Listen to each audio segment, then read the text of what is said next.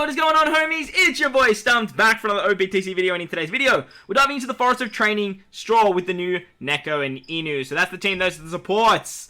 Let's dive on in.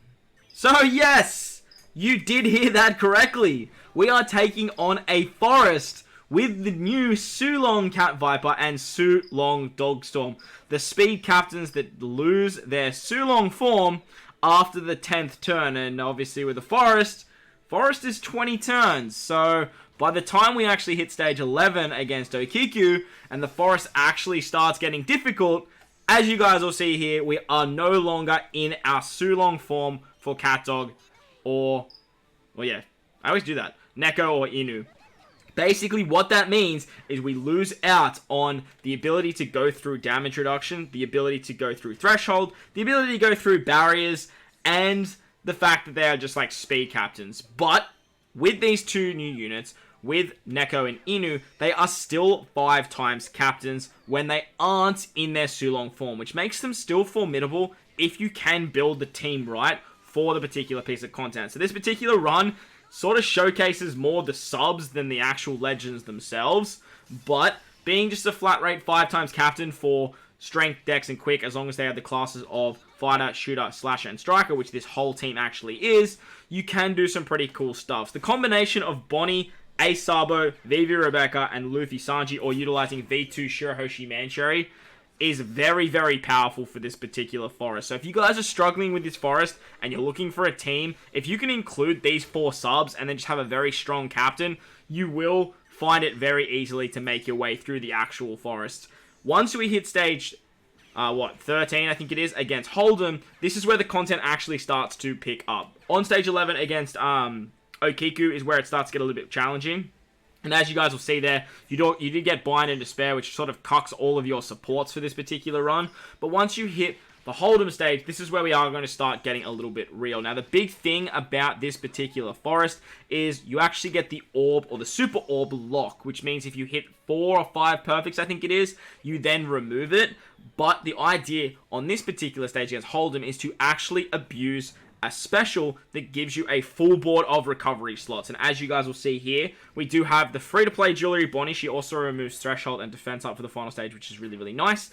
And she's also got the support of Jinbei, which means that we can actually lock our orbs for our free spirit characters. Now, as long as you stay in your VV variation, we actually have 4 free spirit characters on this particular team, and that way we can actually take it out thanks to the Asabo special and hang on to the rest of those recovery slots. On the next stage, we come up against Kinemon and Kanjuro, and on this particular stage is where we get the Super Orb lock. They roll our specials back with our middle row by 3 turns, our captains by 7 turns, and they give us 3 turns of paralysis. But remember, we do have an Orb boost here, which I actually totally forgot about, and I was like, holy crap, I'm doing so much damage, I need to chill the F out. But as you can see, we did just like the perfect amount of damage to stall the first turn, and then that way we can take them out on the second turn. Utilizing the switch ability of Vivi Rebecca every single turn works really, really nicely for this particular team, because we get a 2.5 times chain lock, and that way we can hang on to all of our orbs, and we don't need to break the perfect barrier as we have a chain lock. So hitting goods, greats, perfects doesn't actually matter, because we are going to have our multiplier at the max sort of cap of 2.5 no matter what. Be mindful, though, whenever you switch into Vivi utilizing their switch ability, you are going to miss out on a lot of damage, because Inuarashi is a 4 times captain to the classes, where Catviper is a 4 times captain to the colors, then a 1.25 for the classes for Neko, and a 1.25 for the colors for Inu. So you do lose the 5 times captain when you are in the VV variation, and when you're in the VV variation, you're only getting a 1.25 times captain ability from Dogstorm.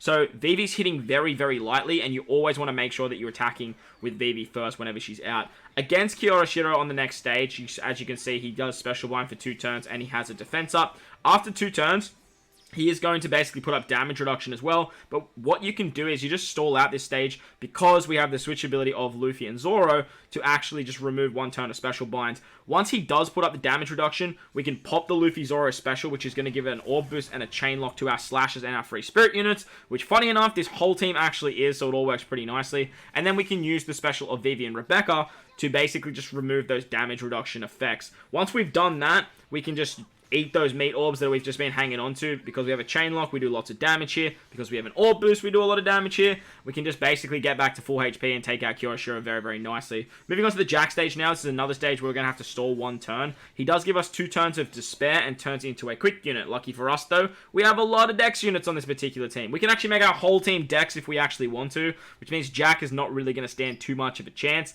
But we are going to have to stall on the Jack stage in 2 turns' time. So this is where we're actually just going to blast our way through. We do want to stall the first turn because we have despair. Once Luffy and Zoro get out of their dual form, we're going to switch with them. That way we can actually get rid of the other turn of despair. But on the second turn, Jack is basically going to do a 50% HP cut, and then he does like a big damage shot. He won't kill you, so don't stress. But he just does a lot of damage, and it looks a little bit scary. Switch with A Sabo to give yourself color affinity. Switch with Vivi Rebecca to give yourself a chain lock. And then you're going to pop the cat and the dog special to give yourself a 2.5 times attack and a 2.5 times orb boost. With that, Jack is not going to stand an absolute chance. He's going to get absolutely bodied. Like, ridiculously bodied. What you want to do here is, though, you do want to hit 2 perfects with, the Dogstorm variant of the special, so that way you can get the carryover effect into the next stage against Law, Zoro, and Sanji. Very important that you do that.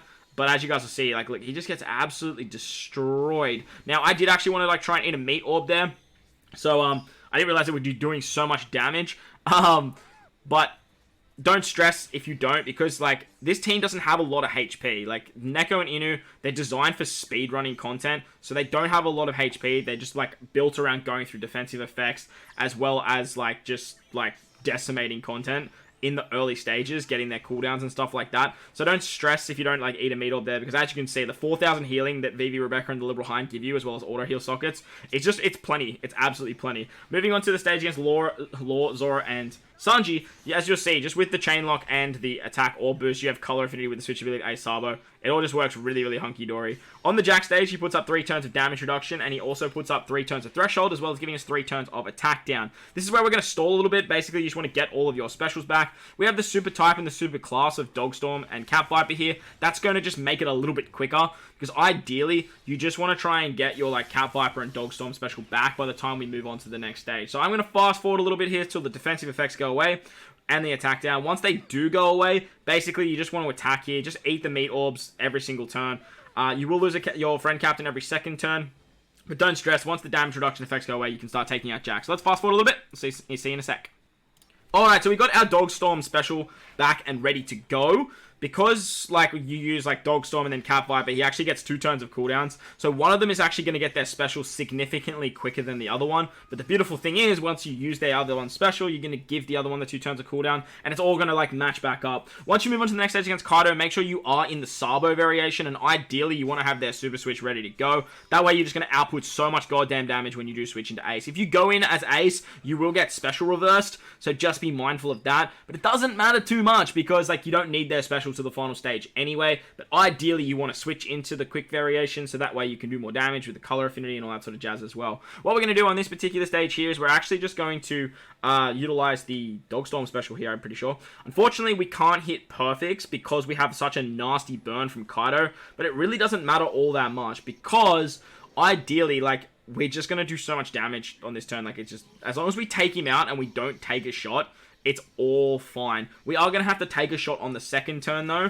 because we are going to be special blinded on the revive from Kaido. So just be mindful of that. Goddamn, Dogstorm just looks so menacing. This just looks like he's just going to, like, absolutely eat Kaido's face. Just get him, Papi. Get him. Once we do take out Kaido, though, he is going to revive, and then he's going to attack us. So make sure you don't take any damage on this particular stage. Having the super swap of Ace Sabo helps out drastically. You get a nice 2.5 times attack boost, thanks to the special of Dogstorm there as well. And it all just works out very, very nicely. Once that's done, we basically can just sort of tap our way through here. And as you guys will see, once Ace Sabo comes around to hitting, you have a chain lock with Vivi Rebecca as well. Just be mindful of that. You just do absolutely disgusting amounts of damage. Kaido honestly doesn't even stand a chance on this particular stage. It's just absolutely busted. Once Kaido dies, as I mentioned, though, he does revive, and he special binds us for 3 turns. So just be mindful of that. Ace Sabo actually get rid of the special bind with their special ability. And with the switch ability of Luffy and Zoro, you will be, like, removing special bind there as well. So if you actually do, like, a bunch of damage here, I'm pretty sure with the switch ability of Vivi Rebecca, you can actually kill. I do hit some goods there, but you could probably just hit a perfect and actually just win. Like, it shouldn't matter too much. But ideally, like, for the final stage, having the Luffy Zoro orb boost is going to be better. So if you take a shot there, as I did, don't stress. But I'm pretty sure you could probably just kill there, as Ace Sabo will actually remove the special one on the final stage anyway. As well as the switchability of Luffy Sanji. So once you do take out Kaido, though, okay, we're going to use the catviper special here. Actually, yeah, so utilizing the catviper special here actually gives us the carryover or the clock buff. And what that actually will do is will give us an ore buff for this particular stage. And then we get an attack boost on the second stage. So fairly important that you actually do it the way that I did it. Otherwise, if you sort of use the catviper special earlier in the run and have his special ready to go, you can save the dogstorm special and then do shenanigans like that. And you guys get what I'm saying, right? Like, you use the cat to kill on turn 1 and it'll all work out nice. Let's just appreciate the Jack Black cat just going absolute AWOL on Kaido's ass right here. You get him, kitty. Good kitty. Good kitty. I love his, like, Gatling gun, too. It looks like Barret from Final Fantasy VII. Absolute weapon. But yes, once we've done that, Kaido's just going to get absolutely bodied. Because we have an orb boost, because we have a chain lock, and it all works out very, very nicely. Goodbye, Mr. Kaido. See you later.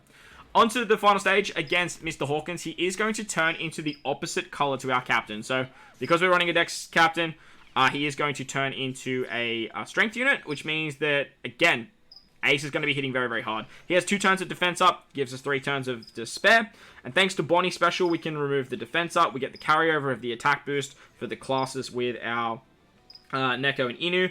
We then have a orb boost with a Sabo, which I should have actually used the special of Luffy and Zoro first. That way everyone gets an orb boost, but look, it didn't even matter at the end of the day. We have a chain lock with the Luffy and the Zoro, and if you really want to, you can pop the Vivi Rebecca special, but like it actually doesn't do anything, so there's probably no point there. So as you can see, I hit it great, and we still managed to absolutely decimate our boy Hawkins. So the team has a lot of damage, even without Sulong form. CatDog still takes down one of the hardest pieces of content in the entire game. But big shout out to the subs for basically carrying them their way through. But if you did enjoy the video, make sure to go down there and belt the like button for me. If you do want to see more cat and dog content, let me know in the comment section below. But most importantly, guys, enjoy the rest of your day. As always, homies, I thank you for watching, and I'll catch you all in the next one. Late!